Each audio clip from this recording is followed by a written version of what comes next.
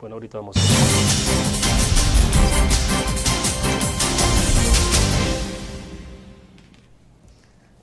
Buenos días, martes 21 de octubre de 2009, bienvenidos a la entrevista en línea. Transmitimos en tiempo real desde la sala de redacción de la prensa gráfica para nuestro país y el mundo. Les recuerdo a ustedes que pueden participar en esta entrevista de esta mañana a través del chat o el correo electrónico. Usted nos puede mandar su mensaje o su pregunta para nuestra invitada de esta mañana. Esta mañana justamente estaremos hablando de dos temas de sumo interés para nuestro país, la situación de inseguridad y la situación de la economía. Para esto tenemos con nosotros en nuestros estudios a Rebeca Greenspan. Ella es la directora regional para América Latina del Programa de Naciones Unidas para el Desarrollo PNUD. Buenos días, Rebeca, un gusto tenerla con nosotros. Buenos días, William, muchas gracias. Bueno, tenemos dos temas centrales, pero en principio me gustaría que habláramos un poco sobre el informe de desarrollo humano que justamente están lanzando este día. Rebeca, justamente el informe se ha denominado Abrir espacio para la seguridad ciudadana y el desarrollo humano. Quisiera preguntarle, ¿es tan grave el tema de la seguridad para nuestra región, no solo para el país, para que se dedique un informe, digamos, y con un tema específico sobre el tema de seguridad? Desgraciadamente sí, desgraciadamente sí. No es casual que hayamos escogido este tema. Usted sabe que en las encuestas de opinión ya el tema de seguridad ciudadana en Latinoamérica y también en Centroamérica es el primer tema de preocupación de los ciudadanos, más allá de la pobreza, del desempleo, de la situación económica. La inseguridad se ha convertido en una preocupación, en una angustia para los ciudadanos de la región. Claro, el informe precisa que las democracias pueden reducir la inseguridad en Centroamérica. Pregunto, ¿es que en un momento determinado la situación de desborde de la seguridad en algunos países, como el caso nuestro, pues hay que reconocerlo, ha puesto en duda en algún momento que la democracia puede reducir la inseguridad? Pues yo creo que sí, debemos ser sinceros, ¿no? O sea, muchas veces se ha echado mano más a la retórica, digamos, ¿verdad?, con dicotomías falsas de cómo resolver el problema, y lo que nosotros hemos estudiado y hemos estudiado todas las experiencias en el mundo es que realmente las mejores soluciones se han dado en democracia y que hay soluciones. Y yo quisiera mandar en primer lugar ese mensaje. Hay soluciones para resolver el problema de la inseguridad ciudadana. Las hay para Centroamérica, así como las han habido para otros lugares del mundo que han estado en la misma situación antes. En el pasado, algunas encuestas que se han desarrollado en nuestro país comienzan a dar algunas pinceladas de respuesta de la población a través de esas encuestas sobre, por ejemplo, si se le pregunta sobre la opción de la democracia, el autoritarismo, y de repente el tema del autoritarismo comienza a aparecer en las encuestas como algo que no ocurría en años anteriores. Sí. Esto tiene que ver, digamos, con algún desencanto que cree usted puede haber dentro de algún segmento de la población que dice, bueno, la democracia de repente no nos está funcionando. Sí, usted sabe que yo voy a decir dos cosas que parecieran contradictorias y no lo son. La primera es que en realidad hay más apoyo para la democracia en América Latina hoy que en el pasado.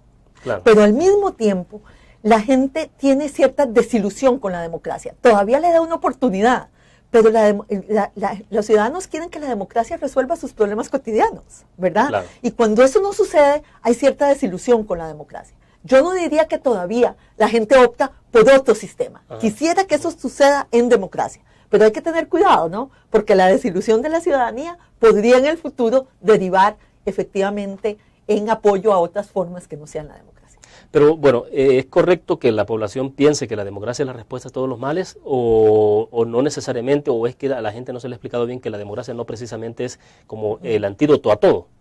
Pregunta. Bueno, yo creo que la gente tiene razón en demandar, la gente tiene derecho a un Estado eficiente, pongámoslo así, la gente tiene razón a demandar que problemas básicos sean resueltos en democracia. No quiere decir que sean resueltos de un día para otro, y tal vez la impaciencia de América Latina es uno de los problemas más grandes para la democracia. Yo creo que deberíamos poder educar a la ciudadanía a soluciones que a veces toman tiempo. Pero tiene razón la gente en que algunas cosas básicas que deberían ser resueltas por los estados modernos sean resueltas en democracia. Perfecto. Debo hacer en este momento una pequeña pausa, Rebeca. Me gustaría que habláramos un poco también sobre, en Guatemala, por ejemplo, se ha señalado como un estado fallido. El tema del narcotráfico, el crimen organizado, aparecen también dentro de este informe y quisiera que habláramos un poco de eso. Entonces, ¿cómo la democracia puede dar esa respuesta? Vamos a la pausa, volvemos.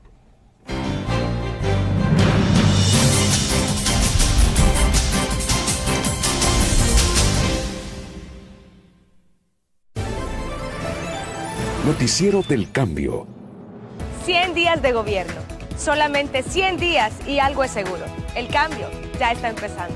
3,000 escrituras fueron entregadas a pequeños productores, más de la mitad de lo adjudicado en los últimos 5 años. Se prohibió el uso de carros oficiales para fines particulares. Y fue lanzado Casa para Todos, el mayor programa de construcción de viviendas de nuestra historia. Además, el gobierno terminó con el cobro de las cuotas voluntarias en la red de salud pública. Está promoviendo acciones conjuntas entre policías y militares para combatir la violencia. Y va a empezar a realizar obras fundamentales para el país, como el nuevo hospital de maternidad acá en el barrio Santa Anita de la capital y la primera sede de Ciudad Mujer en Usulután. Todo esto no deja dudas. Para este gobierno, palabra empeñada es palabra cumplida. 100 días de trabajo, 100 días de esperanza.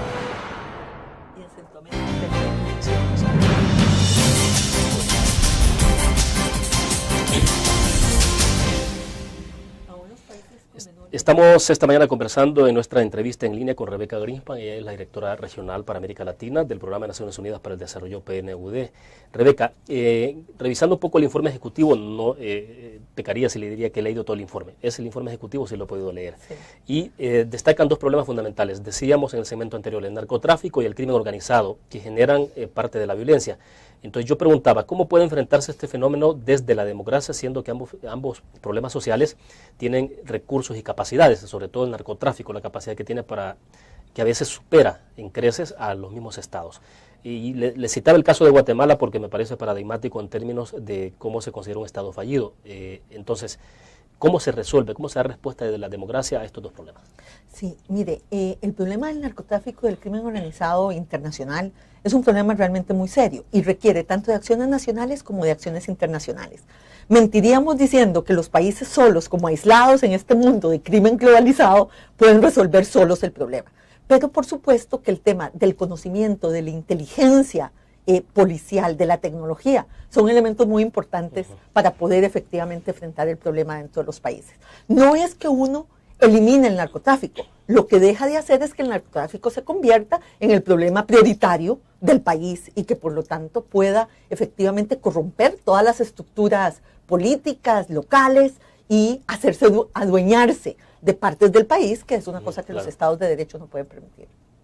Ahora, el problema más grave que se está registrando, entiendo, de acuerdo al informe, es en el Triángulo del Norte, es de los países de Guatemala, El Salvador y Honduras. ¿Por qué ocurre esto justamente en estos tres países? ¿Es porque es un puente natural de narcotráfico, por ejemplo? Incluye Belice, ¿verdad? Y Belice. También, sí, incluye Belice.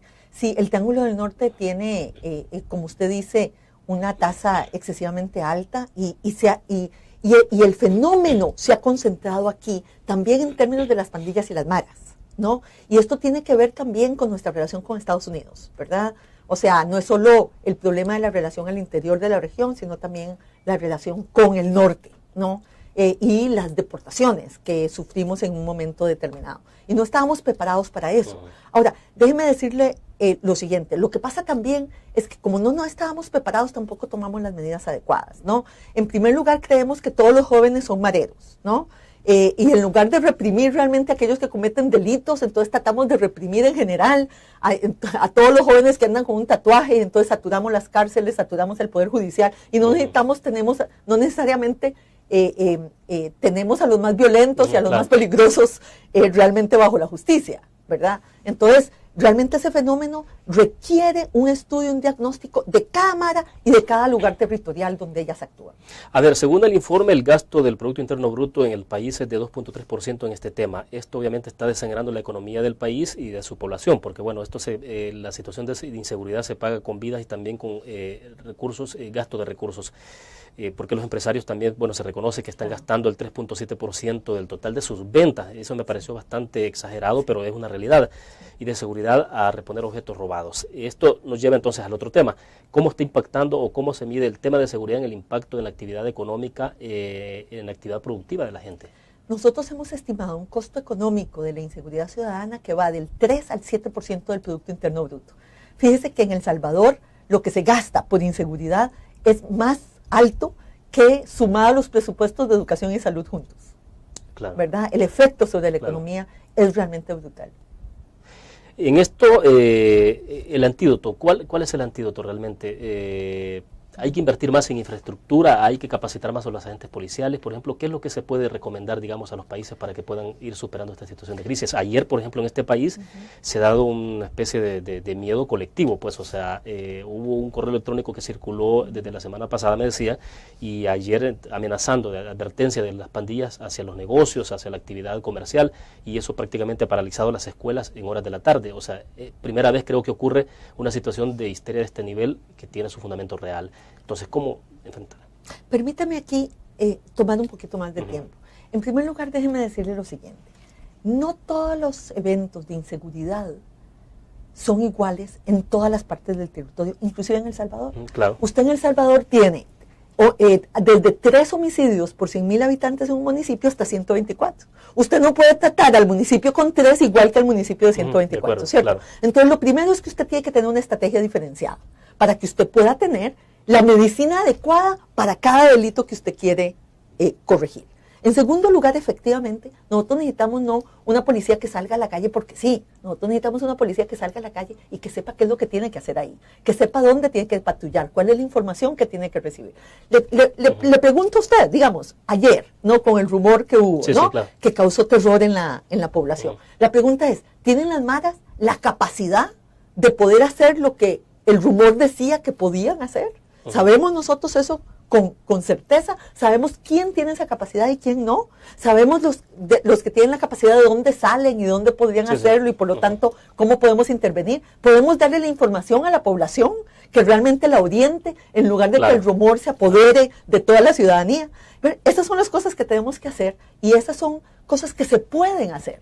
Mire, Sao Paulo, Guayaquil, Quito, Medellín, Bogotá, tenían igual que Centroamérica estos niveles de homicidios y de tasas de homicidios y de inseguridad antes y los han logrado controlar. Yo no veo por qué Centroamérica no lo puede hacer. Bueno, perfecto. Nos quedamos en este punto. Vamos a una pausa. Al regreso hablemos un poco más de la situación de la economía, quizás no de nuestro país específicamente, pero sí de la región. Vamos a la pausa, volvemos.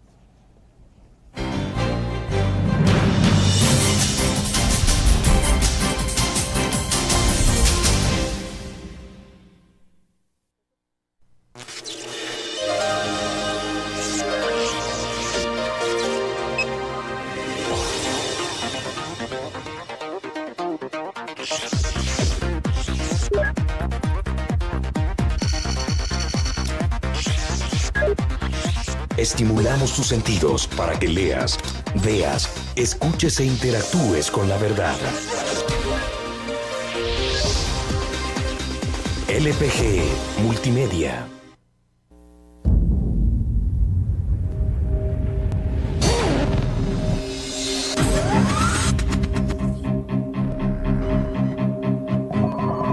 El inicio de una estrategia financiera desde los negocios y la actividad económica hacia toda Centroamérica.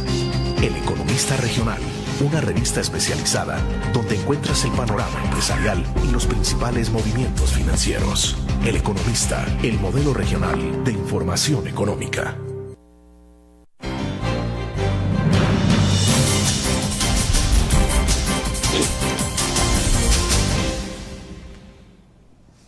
Rebeca, me interesa que hablemos en estos segmentos a continuación sobre la situación de economía. Usted alguna vez dijo que no es el momento de reducir el gasto social en unas circunstancias en que la economía del mundo en general y de estos países más, sobre todo en Centroamérica, están siendo afectados y golpeados por el descenso de la actividad económica. ¿Cómo se puede lograr esto? Digamos, ¿cómo hacer para que los gobiernos puedan no reducir el gasto social sabiendo de que los ingresos a través de la hacienda pública, a través de la recolección de los impuestos, están en disminución? Sí. Mire, en primer lugar yo creo que la política contracíclica en estas épocas de crisis tienen que tener una mayor flexibilidad con respecto al déficit fiscal. Ahora, esto solo es posible para aquellos países que se han portado bien, para ponerlo de alguna manera. Si usted ya entró a la crisis con muchos desequilibrios macroeconómicos, usted no puede hacer eso, ¿verdad? Pero los países que entraron a la crisis con balances macroeconómicos aceptables tienen un mayor margen de maniobra, ¿cierto?, en cuanto al déficit. Ahora, déjeme aquí ser muy clara y decir, yo creo que aquí la comunidad internacional tiene que venir al auxilio de los países pequeños que están afectados por la crisis sin culpa propia, ¿verdad? Claro. Salvador se portó bien con respecto a sus balances macroeconómicos. No era una economía con desbalances macroeconómicos excesivos, ¿verdad?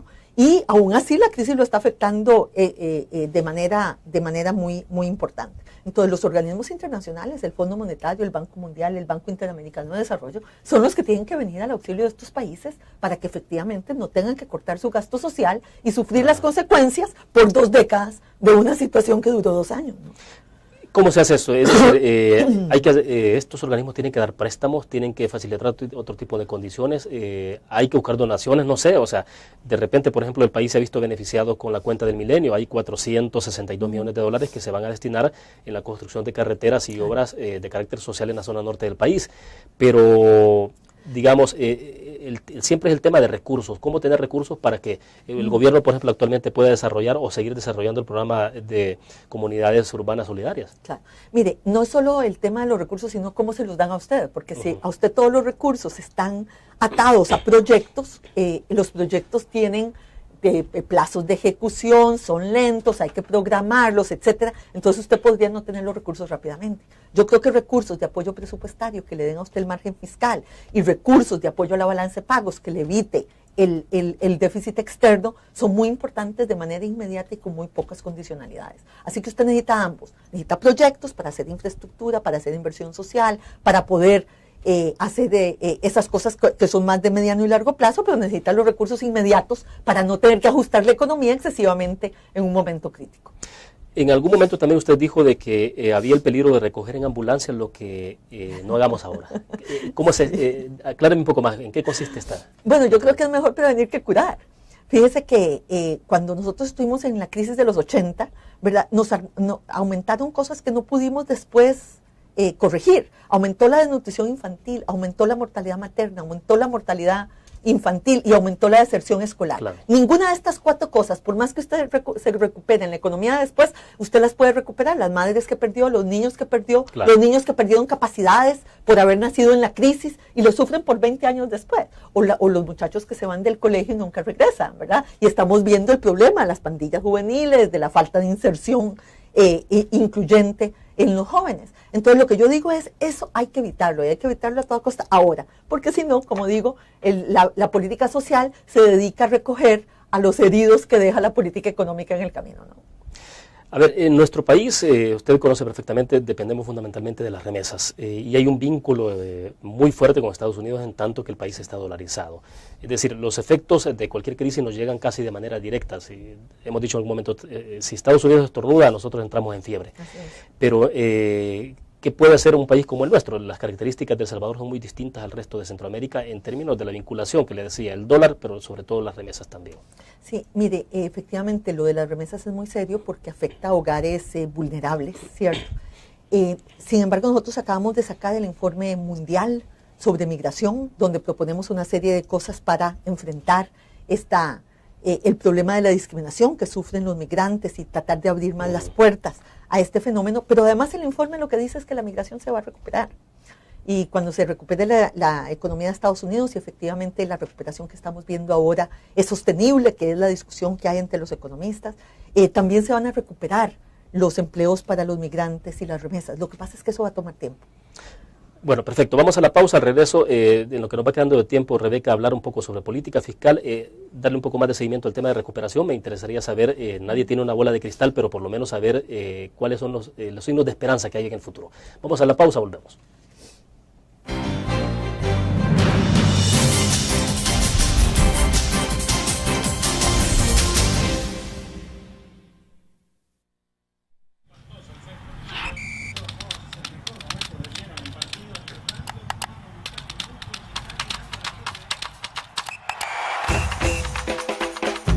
La emoción del deporte está en www.elgráfico.com. Ingresa al nuevo escenario deportivo y descubrí toda la pasión del deporte. Fotos, videos, fichas y resultados de las mejores ligas del mundo. Elgráfico.com. Conectados por deporte. Learn. La revista más innovadora y moderna de todos los tiempos. Única en su estilo, creativa.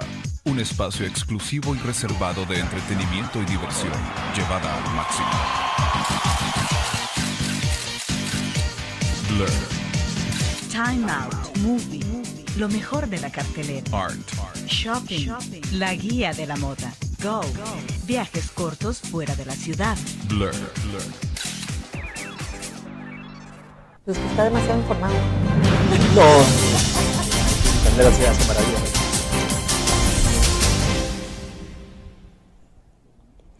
Bueno, continuamos en entrevista en línea conversando con Rebeca Greenspan, directora regional para América Latina del Programa de Naciones Unidas para el Desarrollo PNUD. Le decía, Rebeca, entonces, en términos de recuperación, nadie tiene una bola de cristal, pero bueno, hay quienes opinan que en nuestro país quizás a partir del segundo semestre podrá haber alguna evolución. ¿Qué ocurre, por ejemplo, con el caso de Estados Unidos, que ya está mostrando algunos signos esperanzadores? Leíamos un informe recientemente que decía que la América Latina se iba a recuperar más pronto de lo posible, pero a excepción de Centroamérica. Sí, eso es cierto. Y América del Sur se va a recuperar más rápidamente por varias razones, pero una de ellas es que el precio de las materias primas que exporta América del Sur se va a mantener alto por el dinamismo de China y de India y del continente asiático. Sin embargo, nosotros dependemos más de la exportación de manufacturas y de servicios que tienen más que ver con la economía del norte y especialmente con Estados Unidos. Y la recuperación de las manufacturas va a ser más lenta. Y en Estados Unidos, a pesar de que yo soy optimista, yo creo que va a haber una recuperación. Y yo espero que no haya una W, como dicen los economistas, no, que haya una recuperación y después se vuelva a caer. Yo espero que se mantenga el estímulo fiscal en Estados Unidos para que eso no suceda. Pero aún así, el desempleo puede seguir subiendo todavía por un periodo. Entonces nosotros vamos a estar afectados, porque si el desempleo todavía no se revierte, entonces las remesas y el empleo para migrantes va a seguir afectado. Como la gente perdió mucho en sus activos, entonces también el turismo va a seguir afectado, el capital de la gente en pensiones va a seguir afectado. Entonces nosotros nos vamos a recuperar en Centroamérica, no va a ser el año 2010, tal vez no va a ser tan grave como el año 2009, pero esa recuperación va a ser lenta. Nuestro país tiene una particularidad y es que, por ejemplo, entramos en medio de esta situación de crisis y hubo, una campaña electoral, hubo un cambio de gobierno, una transición y en medio de todo esto, digamos, como quedar en medio del fuego cruzado. Me imagino yo que, no sé cómo lo ven ustedes, si esto genera también un poco más de incertidumbre y genera más problemas porque cómo se incentiva la producción, cómo un nuevo gobierno comienza a agarrar los instrumentos para poder mantener a flote la economía. Sí, yo le dije, a mí no me parece que nosotros podamos hacer eso solos. A mí me parece que nosotros necesitamos del apoyo de los organismos multilaterales para evitar las consecuencias de una recuperación lenta, aunque hagamos todo bien. Ahora, nosotros deberíamos aprovechar esta oportunidad, y perdóneme que lo diga así, para pensar más en el largo plazo, ¿cierto? Porque estamos muy concentrados en el corto plazo, y la verdad es que teníamos algunos problemas estructurales de productividad y de actividad económica que no solucionamos y que deberíamos tratar de solucionar ahora. Nuestras exportaciones tienen poco valor agregado, nosotros necesitamos mejorar las cadenas internas productivas, ¿cierto? Hay mucha heterogeneidad estructural dentro de nuestras economías. Entonces nosotros necesitamos poder enfrentar esos problemas, ¿cierto? Y tal vez esta sea una oportunidad para poder efectivamente plantearnos no solo la salida de la crisis, sino una estrategia de desarrollo de un crecimiento mucho más dinámico para el futuro. ¿Cree usted que estos países, sobre todo Centroamérica, debería comenzar a ver hacia otros mercados? Tenemos, digamos, el comercio en términos porcentuales altísimo con Estados Unidos, pero hay quienes dicen hay que ver a China continental. No sé si China continental sea la respuesta, pero hay que ver otros, hay que diversificar, o como dicen algunos economistas, poner los huevos en diferentes canastas. Sí, no, yo en eso creo, ¿verdad? Yo creo que hay que diversificar el riesgo, y los países que tienen exportaciones mucho más diversificadas, como Chile, que tiene una tercera parte de Estados Unidos, una tercera Europa, otra tercera Asia. Claro. Entonces, claro, cuando usted tiene una crisis global, cuando todos los mercados están afectados, pues ni modo, ¿verdad? Pero definitivamente que la diversificación de los mercados es una tarea pendiente, y la concentración en un solo mercado es una mala idea, ¿verdad? Tenemos que diversificar los mercados. Y yo creo que hay una posibilidad de hacer eso en este mundo interactivo hoy. Fíjese que el otro día estaba leyendo que China ya podría sobrepasar a Japón como la segunda economía mundial. Interesante. Bueno, vamos a la última pausa comercial. Al regreso hablemos un poco de política fiscal. ¿Cómo pueden hacer entonces los gobiernos, el caso particular de El Salvador, para generar más y mejores ingresos? Es decir, hay que aumentar impuestos, hay que modificar para evitar la evasión y la elusión fiscal. Vamos a la pausa, volvemos.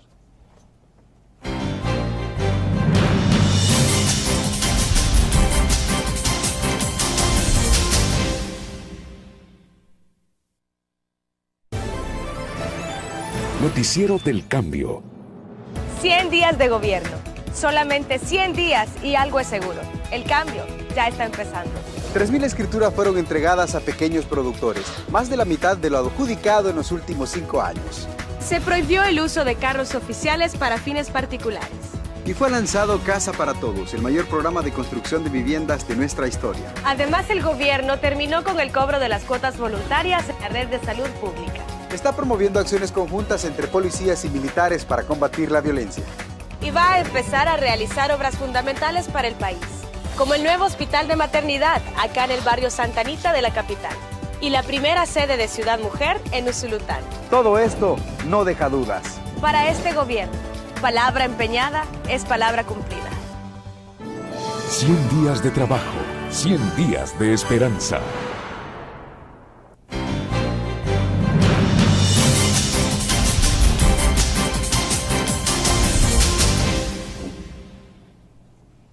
Bien, estamos al cierre de la entrevista. En el último segmento, Rebeca, en términos de política fiscal, ¿hay que hacer revisión de las políticas fiscales? ¿Es recomendable para estos países? ¿Por dónde comenzar? Es decir, le decía, ¿hacia dónde hay que ver para generar más ingresos en una situación de crisis como la que tenemos, que no es fácil?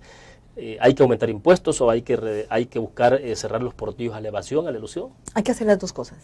En primer lugar, porque la gente no confía en el Estado, y si la gente no confía en el Estado, claro, entonces tampoco va a estar dispuesto a pagar más impuestos.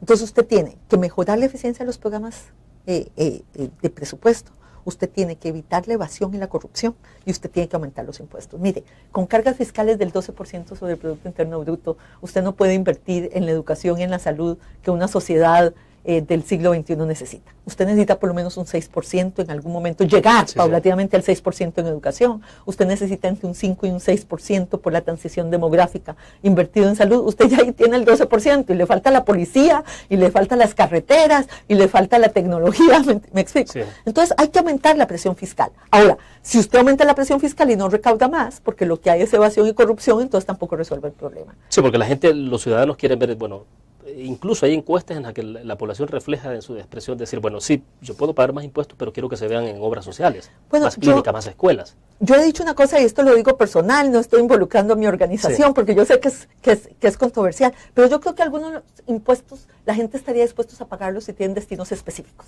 ¿Y saben para dónde van?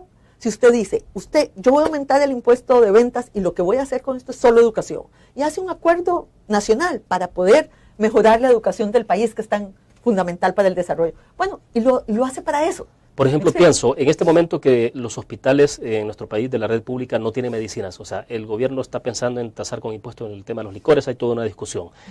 ¿Usted cree que entonces puede decir el gobierno, tomemos entonces los fondos que ingresan por impuesto a los licores y esto lo vamos a destinar exclusivamente para medicina en los hospitales? Bueno, yo creo que los gobiernos pueden hacer eso. Ahora, los ministros de Hacienda no les gusta esto, y yo me disculpo de una vez con el ministro, no conozco la situación de El Salvador, no les gusta esto porque quiere decir que están demasiado atados en su gasto. Y usted tiene que tener cierta flexibilidad. Claro. Entonces llegue a un acuerdo. ¿Cuál es el ámbito de flexibilidad que tiene el gobierno para destinarlo a las prioridades que el gobierno necesita? ¿Y cuáles son aquellos que requieren como de acuerdos nacionales de más largo plazo para destinarse a esos propósitos? Y yo creo que tiene que haber un balance entre esas dos cosas. Ahora, siempre se insiste en los análisis que se hacen sobre estos temas, es que paguen más los que tienen más. En estos países se dice de que pagan más los que tienen menos. Bueno, eso es cierto. Los impuestos en nuestra región son muy regresivos, ¿cierto? Ahora, yo no creo que se pueda mejorar la recaudación solo con impuesto de renta, ¿verdad? Que es el impuesto progresivo. Parte del problema es que como no tenemos los sistemas administrativos adecuados, entonces la gente va del impuesto de rentas y los trabajadores son los únicos que pagan, ¿verdad? Claro. A mí me parece que si usted diseña los impuestos de ventas con una canasta de consumo popular que está exenta, usted también puede tener impuestos de ventas menos regresivos, ¿verdad? Entonces tiene que haber un balance entre esos dos. Ahora, si la gente ve que los que tienen más no pagan, pues entonces usted decide no pagar también, ¿verdad? O sea, tiene que haber alguna equidad en el tema de impuestos, porque si no la sociedad como un todo, ¿verdad?, se desilusiona del sistema, y entonces el vivo es el que no paga, claro, y no el mal ciudadano es el que no paga. ¿Y es posible establecer pactos fiscales con los sectores, con estos sectores que pueden ser beneficiados o afectados? Absolutamente. Yo recuerdo muy bien cuando CEPAL en la región propuso el tema del pacto fiscal y donde el pacto fiscal tenía no solo el acuerdo de los sectores para pagar más impuestos, sino el acuerdo de los gobiernos de las medidas de control para la eficiencia y el control de la corrupción dentro del Estado. Y yo creo que estas tienen que ser las dos partes que compongan un pacto fiscal de la sociedad. Perfecto, vamos al cierre. ¿Cuál es el mensaje final? El mensaje final es que nuestros países han hecho mucho y han avanzado mucho, que los índices de desarrollo humano han mejorado, que estamos mejor que antes y que podemos enfrentar los graves problemas que estamos enfrentando, tanto por la crisis económica como por la inseguridad ciudadana que afecta a nuestras poblaciones. Perfecto. Rebeca, le agradezco infinitamente que haya compartido con nosotros. Muy gentil, muy amable. Muchas gracias, Will. Bien, terminamos la entrevista en línea de esta mañana. Le invito a que mañana nos acompañe, estará con nosotros Juan José García, él es viceministro de Atención a los Hermanos en el Exterior. Buenos días. Muchas gracias.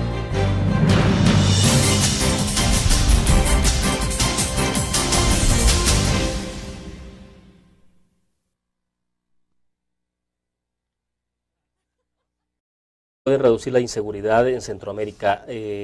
Pregunto, ¿es que en un momento determinado la situación de desborde de la seguridad en algunos países, como el caso nuestro, pues hay que reconocerlo, ha puesto en duda en algún momento que la democracia puede reducir la inseguridad? Pues yo creo que sí, debemos ser sinceros, ¿no? O sea, muchas veces se ha echado mano más a la retórica, digamos, ¿verdad?, con dicotomías falsas de cómo resolver el problema, y lo que nosotros hemos estudiado, y hemos estudiado todas las experiencias en el mundo, es que realmente las mejores soluciones se han dado en democracia y que hay soluciones. Y yo quisiera mandar en primer lugar ese mensaje. Hay soluciones para resolver el problema de la inseguridad ciudadana. Las hay para Centroamérica, así como las han habido para otros lugares del mundo que han estado en la misma situación antes. Bueno, ahorita vamos.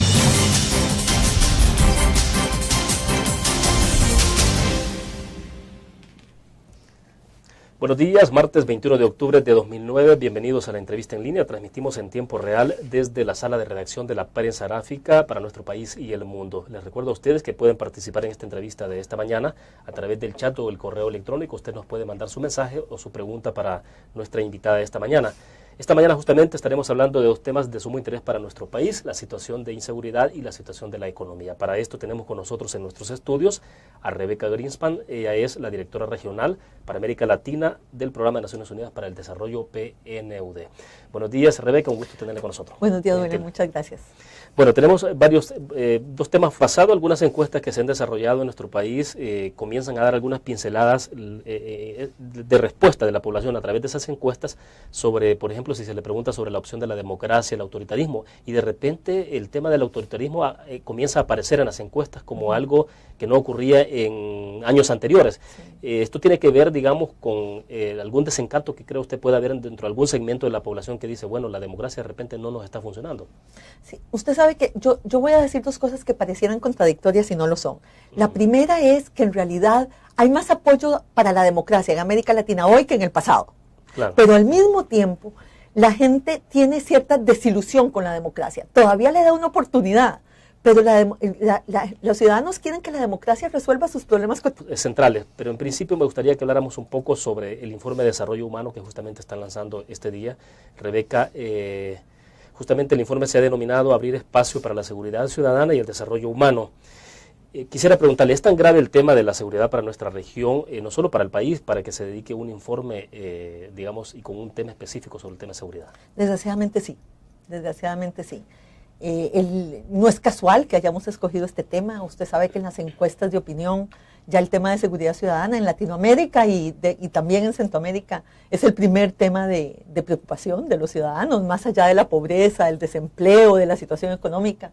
La inseguridad se ha convertido en una preocupación, en una angustia para los ciudadanos de la región. Claro, el informe precisa que las democracias ¿verdad? Claro. Y cuando eso no sucede, hay cierta desilusión con la democracia. Yo no diría que todavía la gente opta por otro sistema. Ajá. Quisiera que eso suceda en democracia, pero hay que tener cuidado, ¿no? Porque la desilusión de la ciudadanía podría en el futuro derivar efectivamente en apoyo a otras formas que no sean la democracia. Pero bueno, ¿es correcto que la población piense que la democracia es la respuesta a todos los males o no necesariamente, o es que a la gente no se le ha explicado bien que la democracia no precisamente es como el antídoto a todo? Pregunta. Bueno, Yo creo que la gente tiene razón en demandar, la gente tiene derecho a un Estado eficiente, pongámoslo así, la gente tiene razón a demandar que problemas básicos sean resueltos en democracia. No quiere decir que sean resueltos de un día para otro, y tal vez la impaciencia